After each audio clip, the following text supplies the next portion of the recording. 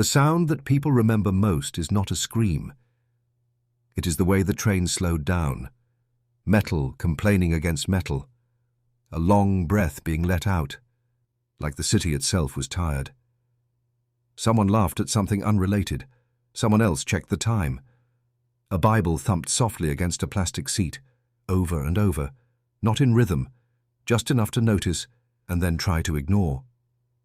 Nobody knew yet that this was the moment where things stopped lining up. A man stood too close to people he did not know, close enough that you could hear him breathe, close enough that stepping back felt like an admission.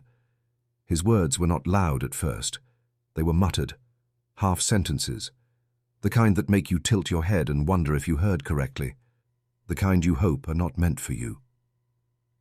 Silence stretched in the spaces between stops. That silence was heavy.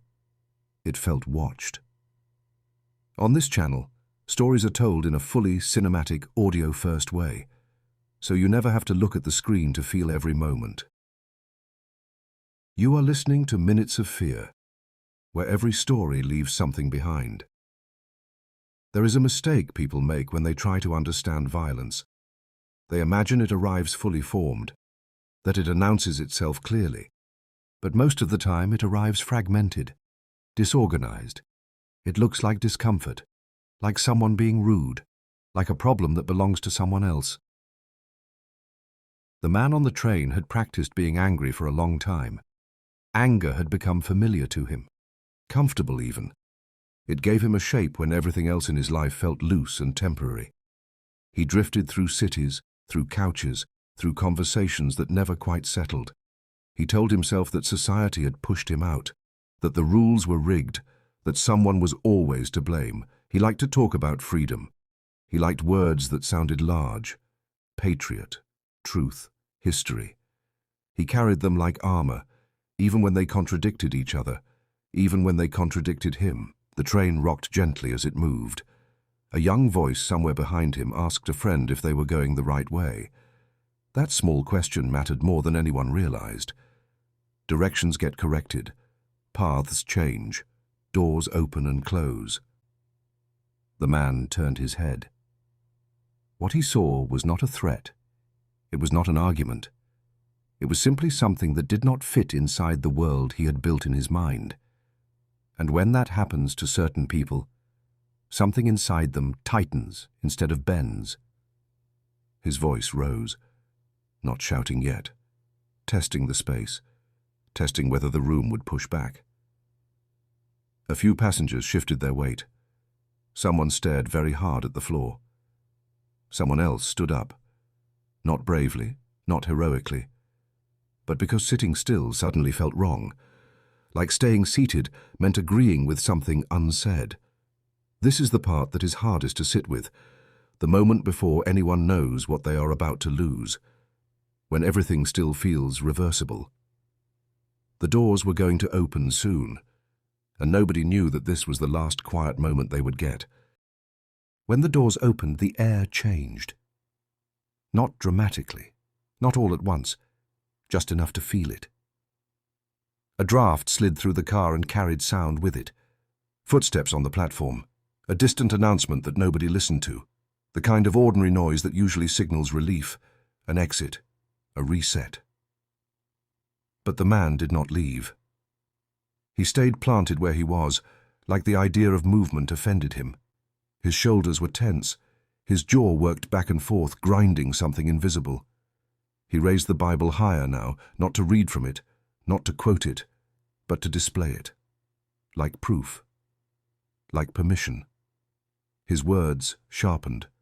They were no longer floating. They were aimed. 2 teenagers stood near the door. They had boarded earlier without thinking much of it, laughing about directions, realizing too late they were headed the wrong way. It was a harmless mistake, the kind people make every day. They planned to step off, cross over, catch the train back. One of them wore a headscarf. It was neat, ordinary. A part of her life so routine she probably forgot she was wearing it. He did not forget. The first thing he said sounded almost lazy, drawn out, like he had been waiting to say it to someone. It landed in the space between them and stayed there, ugly and unresolved. The girls did not answer. They did not argue. They did what people often do when faced with sudden hostility. They tried to move away. That was when his volume rose. Not screaming, not yet, just loud enough to force attention. Loud enough that ignoring him now felt like a decision instead of a reflex. He talked about countries he had never been to, about beliefs he did not understand, about who belonged and who did not, as if the train were his personal border crossing. Someone nearby said softly that everything was going to be okay. That sentence was meant to calm the girls. It did not calm him. 3 men stepped closer without coordinating it. No plan, no signal, just an instinctive alignment of bodies, creating space where there had been none. One of them was young, his voice steady but unfamiliar with confrontation. Another was older, the kind of man whose posture suggested years of responsibility rather than physical threat. The third reached for his phone, not to be dramatic, but because recording felt like the safest thing to do when words stopped working. The phone never made it to record. The man slapped it out of his hand with a suddenness that snapped the moment in two. Plastic clattered against the floor. The sound was small, but it carried. It was the sound of escalation. The sound people would replay later and say, "That was it. That was when everything tipped." The young man squared his shoulders, not aggressively, uncomfortably, like someone stepping into cold water. He told the man to leave them alone. His voice cracked at the end, not from fear exactly, but from the weight of being heard. The train did not move. The doors stayed open. People later said they thought the man would step off, that it made sense, that it was the obvious ending to the confrontation. A few seconds of ugliness, then distance. Instead, he smiled. It was brief, tight, more of a reflex than an expression. His hand dropped out of sight behind his leg, where no one was looking anymore. The silence that followed was different from the earlier one. This silence knew something. It pressed in on the chest. It made time feel uneven, stretched thin in places, compressed in others. Nobody on that train understood yet that they were standing inside a decision already made. What happened next did not feel real to the people who witnessed it, not because it was fast, but because it was wrong in a way the mind resists accepting. The blade appeared almost casually, a small motion of the wrist, a metallic click that was nearly lost under the hum of the train. It did not gleam. It did not announce itself. It was simply there, as if it had always been waiting for this exact second.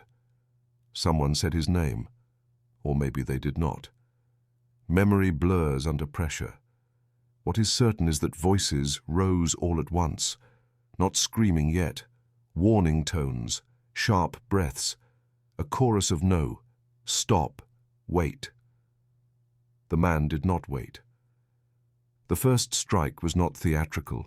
It was efficient, close, the kind of movement that suggests practice or, worse, certainty. The young man nearest him fell back into a seat, his hands flying to his neck as if trying to hold himself together by force alone. The sound he made was not a scream. It was a wet gasp, confused, desperate, still trying to understand what had just happened. Time fractured. The older man stepped forward, not to fight, but to block, to place his body between the knife and the others. The third man moved with him, instinct overriding fear. There was no choreography, just overlap. Limbs, shouts, the scrape of shoes on the floor. The knife moved again. People later described the sound of it hitting flesh, but their descriptions never matched. Some said it was dull. Some said they did not hear it at all. One person thought it sounded like fabric tearing. Another thought it sounded like rain hitting a window, until they realized it was not raining. Blood does something strange in moments like this. It spreads faster than comprehension. It changes the color of everything. It makes the air feel thick, metallic, unreal, Someone slipped. Someone fell.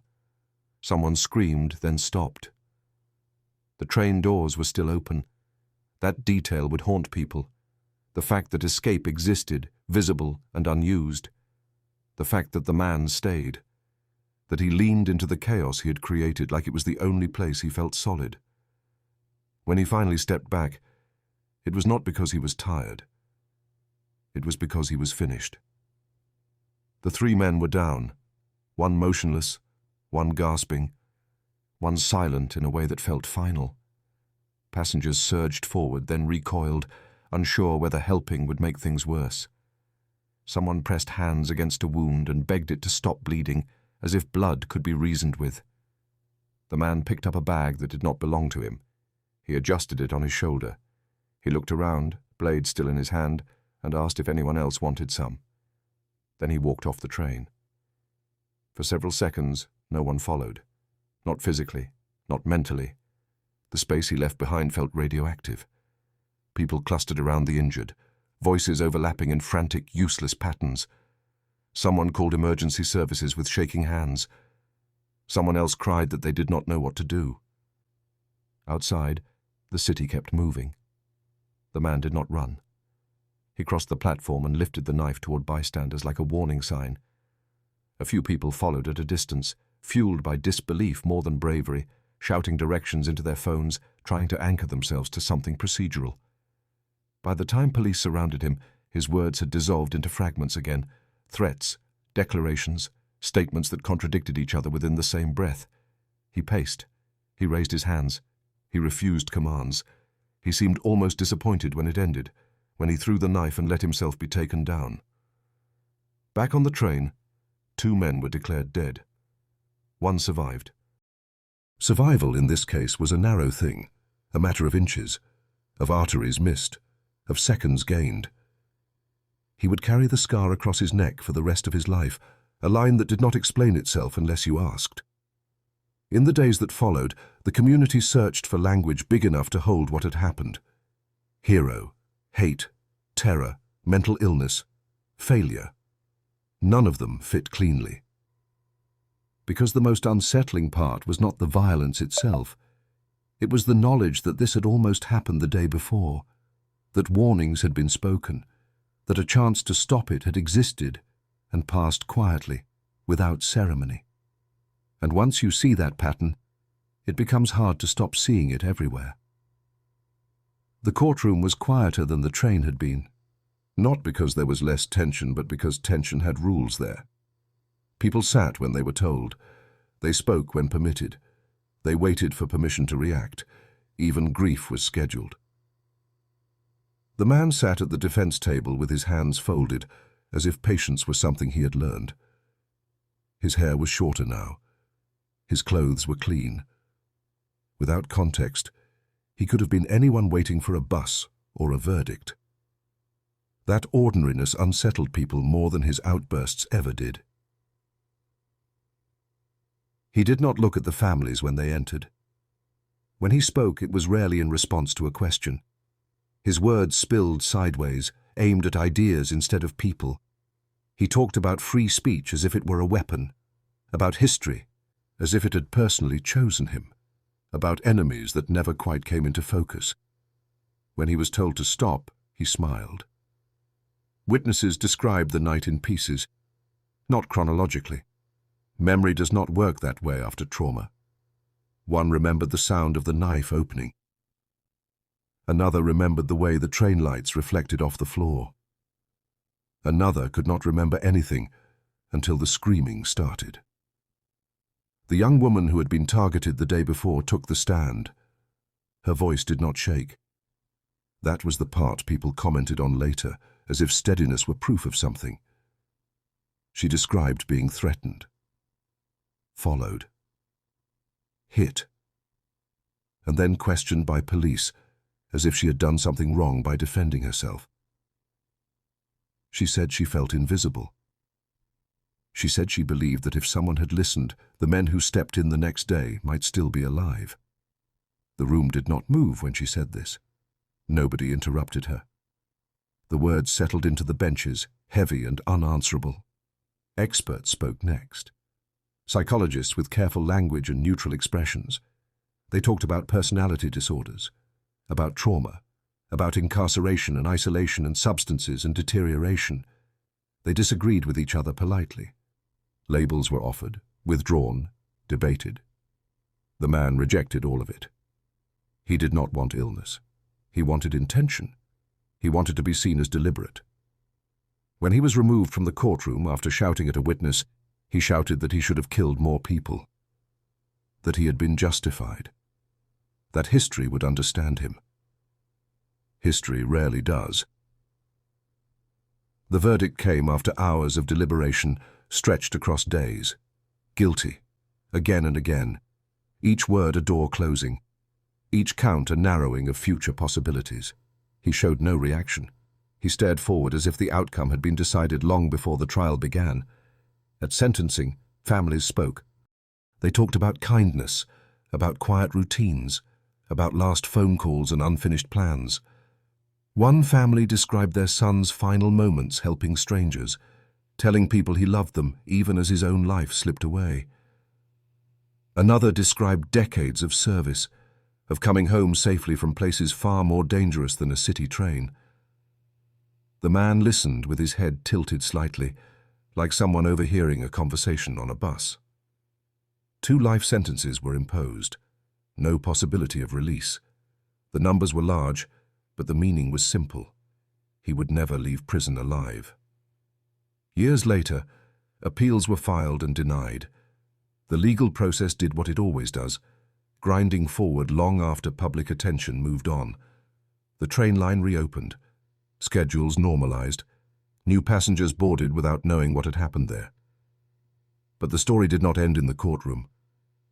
Because for the people who lived through it, the question never became, how could he do this? It became how close it came to not happening at all. That is the part that lingers, the thinness of the line, the almosts, the way warning signs can stack up without triggering action, the way normalcy keeps moving even when it should stop. Some nights, people still hear the sound of a train slowing down and feel their chest tighten. Not because of what they saw, but because of what they know now can happen in the space of a single stop.